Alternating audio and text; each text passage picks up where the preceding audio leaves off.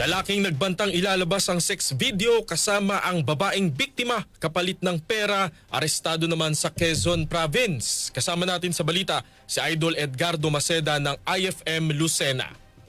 Di nakatakas pa sa sinagawang entrapment operation ang suspect na si alias Jade matapos matanggap nito ang perang hiningi sa biktima sa pamamagitan ng e-payment sa Sitio Ilaya, Barangay Katablingan, General Lacar, Quezon. Takot, pangamba at pagkabalisa ang naramdaman ng biktima na itinago sa pangalang Nika, 18 anyos, nang pilitin ito ng suspect na magpadala ng cash na nagkakalaga ng 5,000 piso kapalit ng hindi pagpapalabas ng kanilang sex video. Tumanggap ng maraming pagbabanta ang biktima mula sa suspect sa pamamagitan ng pagpapadala nito ng mensahe, larawan at videos na pruweba na nasa kanya ang materials. Patuloy sa panghihingi ng pera ang suspect kung kaya iniulat na ito sa General Lacar Municipal Police Station. Agad na kumilos ang otoridad na ikinahuli naman ang suspect at nakumpiska sa pag-iingat nito ang 5 piraso na tig 1,000 piso at cellphone. Naharap sa robbery extortion in relation to RA 10175 or Anti-Cybercrime Law ang suspect. Kasama mo sa Remen Calabarzon 106.3 IFM Lucena, Idol Edgardo Maceda, Tatak RMN.